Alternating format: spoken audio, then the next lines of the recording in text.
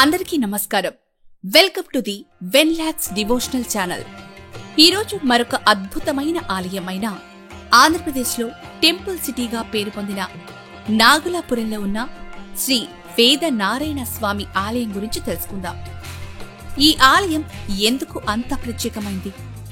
ఇక్కడ జరిగే సూర్య పూజోత్సవం భక్తులను ఎలా ఆకర్షిస్తుంది? మీరు ఎప్పుడైనా ఒక ఆలయంలో నేరుగా స్వామివారి మీద పడే అద్భుత దృశ్యాన్ని చూశారా? నాగులాపురంలోని వేద నారాయణ స్వామి ఆలయంలో ఈ అరుదైన సంఘటన ప్రతి సంవత్సరం జరుగుతుంది. చిత్తూరు జిల్లాలోని నాగులాపురంలో ఉన్న శ్రీ వేద నారాయణ స్వామి ఆలయం పల్లవుల కాలంలో నిర్మితమైంది. ఈ ఆలయంలో శ్రీ మహావిష్ణువు మత్స్యావతార రూపంలో స్వయంభుగా వెలిశాడు. పురాణాల ప్రకారం సోమకాసురుడు అనే రాక్షసుడు వేదాలను అపహరించి సముద్రంలో దాచాడు.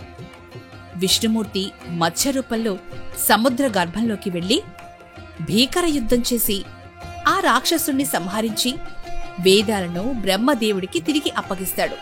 వేదాలను తిరిగి ఇచ్చిన పవిత్ర స్థలం కావడంతో ఈ ప్రాంతం వేదపురి, వేదారణ్య క్షేత్రం, హరికంఠాపురంగా ప్రసిద్ధి చెందింది. ఇక్కడ స్వామివారు శ్రీదేవి, భూదేవితో కలిసి కొలువై ఉన్నారు. అమ్మవారు వేదవల్లి స్వామివారికి అభిముఖంగా శిలారూపంలో దర్శనమిస్తుంది.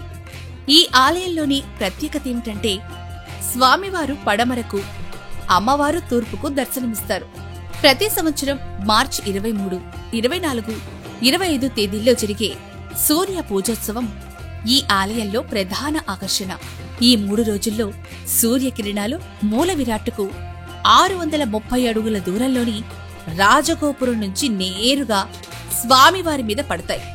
మొదటి రోజు స్వామివారి పాదాలపై, రెండో రోజు నాభిపై, మూడో రోజు శిరస్సుపై కిరణాలు ప్రసరించి స్వామివారి దివ్య రూపాన్ని మరింత తేజవంతం చేస్తాయి.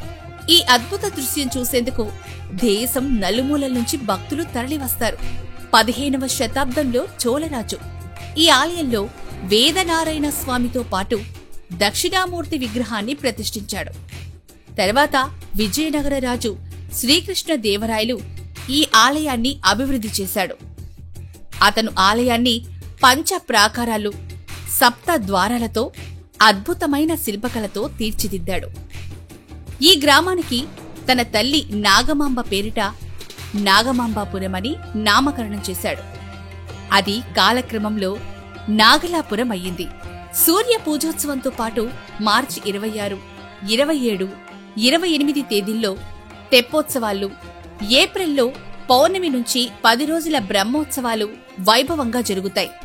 గరుడ సేవ, రథోత్సవం, వైకుంఠ ఏకాదశి, నవరాత్రులు వంటి పర్వదినాలు కన్నుల పండుగగా నిర్వహిస్తారు. 1967 నుంచి ఈ ఆలయం తిరుమల తిరుపతి దేవస్థానం ఆధీనంలో ఉంది. నాగులాపురం తిరుపతికి 68 కిలోమీటర్లు, చెన్నైకి 73 కిలోమీటర్ల దూరంలో ఉంది. రైలు, వాయు మార్గాల్లో వచ్చేవారు తిరుపతి లేదా చెన్నైకి చేరుకొని అక్కడ్నుంచి రోడ్డు మార్గంలో ప్రయాణించి నాగులాపురం వెళ్లొచ్చు. మీరు తిరుపతి వెళ్లినప్పుడు తప్పకుండా నాగులాపురంలోని శ్రీ వేదనారాయణ స్వామి ఆలయాన్ని దర్శించండి. ఒకవేళ ఈ ఆలయాన్ని ముందే దర్శించుంటే మీ అనుభవాల్ని కామెంట్స్లో షేర్ చేయండి. జై శ్రీ వేదనారాయణ స్వామి. మీకు ఈ వీడియో నచ్చితే లైక్ చేయండి, షేర్ చేయండి. మరిన్ని ఆధ్యాత్మిక దేవాలయాల గురించి తెలుసుకోవడానికి మా ఛానల్ని సబ్స్క్రైబ్ చేయండి.